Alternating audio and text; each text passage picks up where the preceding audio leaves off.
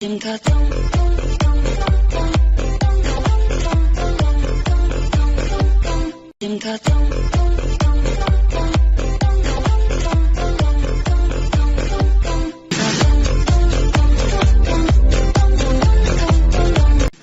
induction electric lighter dock powered by a rechargeable battery. No gas/fuel is required.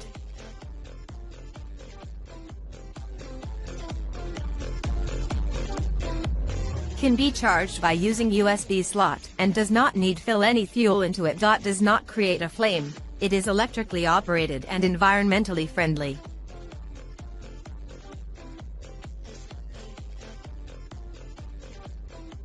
Uses intense heat to ignition. Lights a fire in any weather. It has a fashion outlook that will make you to be very attractive in the group.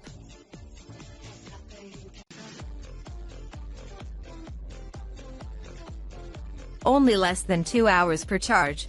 Using high-performance polymer aluminum battery, it can charge and discharge about 500 times.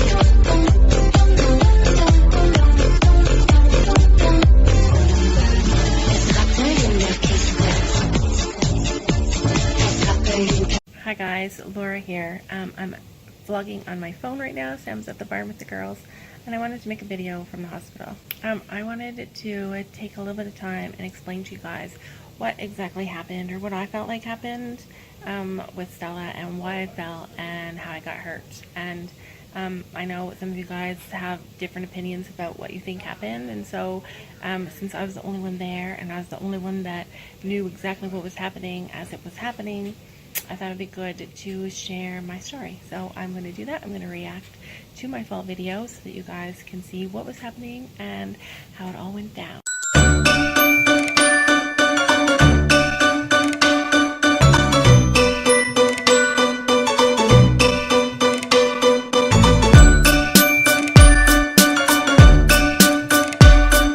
Okay, so I'm just watching the video here. So for the beginning of the video, I was running Stella. She was doing a little bit of spooking. It wasn't terrible. I was actually struck by how responsive Stella is. She's such a responsive horse. If you just touch her a little, she goes. And something that's been happening lately since we started cantering Stella is that she is constantly asking me, do you want me to go now? Do you want me to go? Are we going now? Like she's on high alert for the time when I want her to go. And for some reason I feel like she must have done some kind of gaming horse activities or been a barrel horse, just from the things that she does really well. She is a high energy horse that is waiting for my every demand. She is so responsive, which is probably the biggest issue, is that she is so responsive, and because I'm a beginner, my cues are not always accurate, and I think she gets a little confused. Very nice. Lean a little forward going in this direction. You kind of fall backwards this way. There you go. There you go. You guys might know that I recently dreamed that I was going to fall. I was going to have my first fall. I dreamed that I was on the ground at the barn, laying along the rail, and Stella had run off, and so I knew it was coming. I didn't know when, but as Stella starts to go, at the minute I asked Stella to canter, I knew it was going to happen.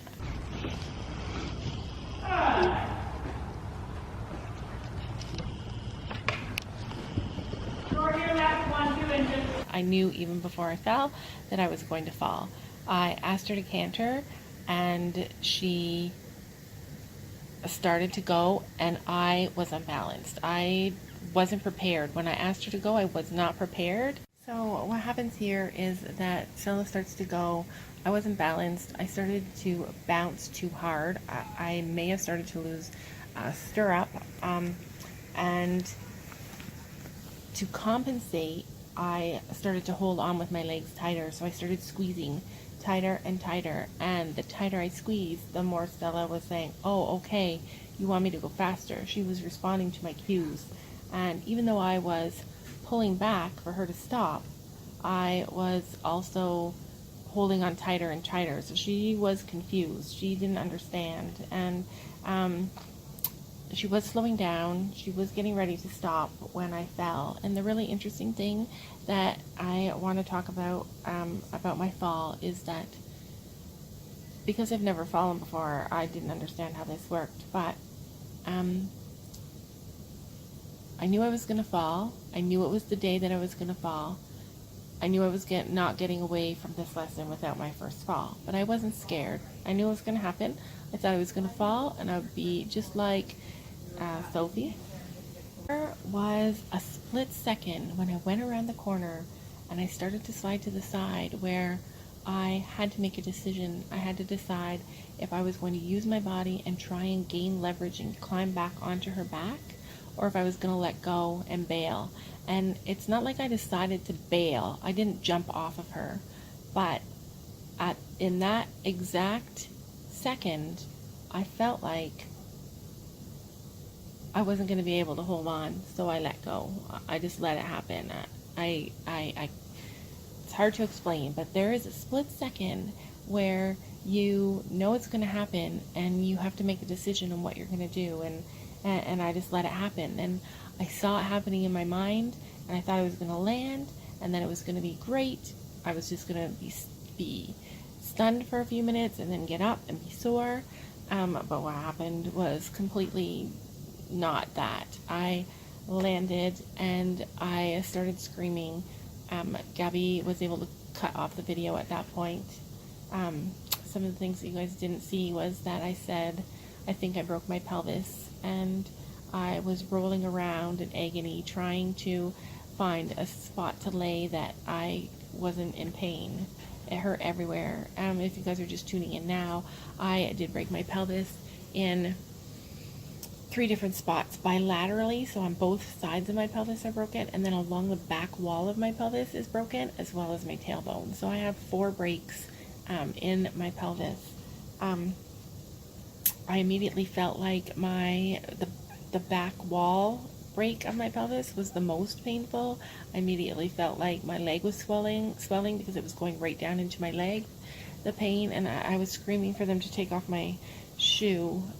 Fiona tried to comfort me, and I just kept screaming, call the ambulance. And it was really, really traumatic because the whole time it was happening, Sophie was standing there holding on to Storm, looking at me. She just watched the whole thing, and maybe not everybody is that way, but she's a really sensitive, loving little girl, and it was killing her. And she kept saying, I can't watch this, I can't watch this. And she was crying, and I was trying to make her feel better, even though I was in agony, and I had to scream. I was just screaming in pain. For 3 hours I screamed in pain before I was able to get onto my back so that there wasn't so much pressure on my broken pelvis. And I kept saying, Sophie, Mama has to scream just because it makes me feel better. And every single time that I would scream, I would see Sophie startle and shake and be so upset. Like when she fell before, I still can't even think about her falling without feeling sick to my stomach, and it's so traumatic. It's so traumatic to watch something like that happen to your parent. And I was trying not to let her see me, and fortunately our instructor was able to say, you guys go get your horses blanketed while we wait for the ambulance. And then she had them go let the ambulance into the gate, and she kept them busy, she kept them going, she got their mind on other things, and it really helped. But also, this is the very first time that I've ever been away from them. They're not used to being alone with Dad. He's wonderful with them, but I mean, it's different. Like, I've been with them every single second. I'm their teacher, I'm their mom, I do everything with them. So it's just been a big, huge struggle. But I am starting to feel a little bit better, and she's going to have some training rides on her by 2 other people. We have 2 people trained people, experienced people who are going to be riding her at regular intervals and working with her. I don't know exactly what the future holds for Stella and us, but she is our horse. She's not going anywhere. She'll always be our horse, and eventually we will be at a point where either she will be more safe and we will ride her, or we will be better riders and we will ride her. Stella, there's nothing wrong with Stella. She didn't do anything wrong. She was responding to cues. The only thing that isn't really great in this situation is that Stella is trained to, Stella is not a beginner horse. I mean, when we first got her, she was amazing, but she is a really fast horse. She's a very responsive horse. She's the kind of horse that if I knew what I was doing, I would want Stella.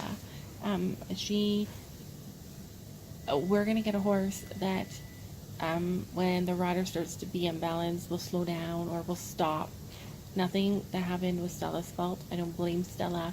I love Stella. I can't wait to get her, my arms around her, and visit with her. I miss seeing her eyes. I worry that she feels sad, or that she,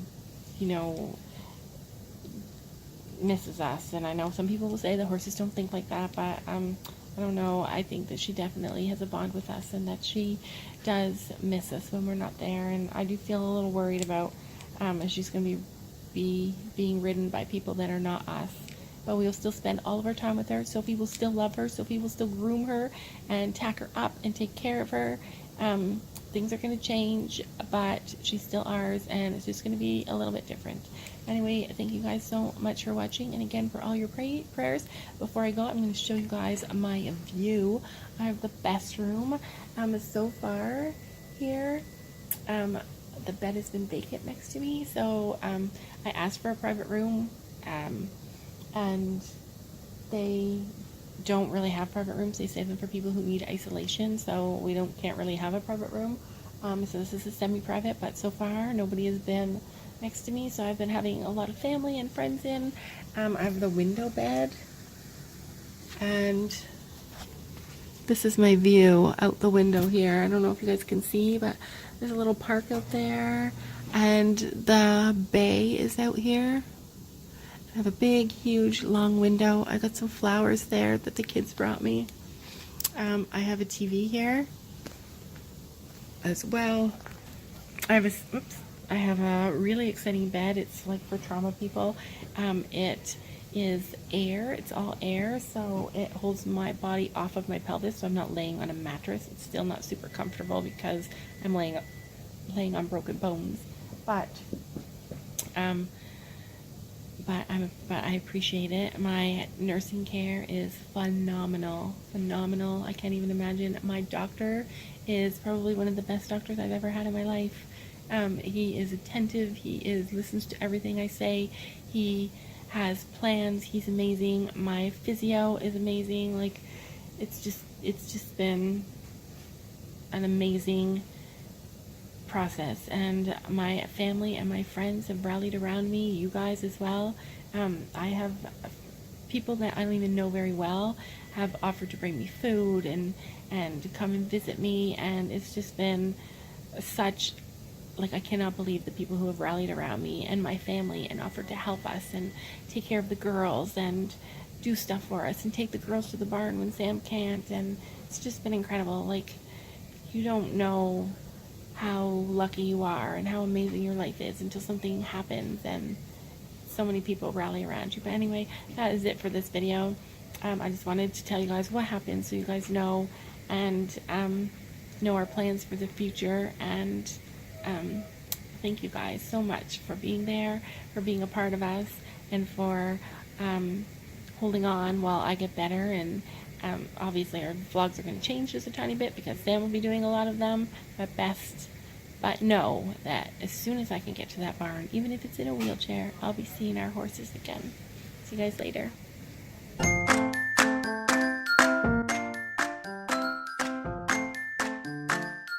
And don't forget to make sure to hit that subscribe button down below.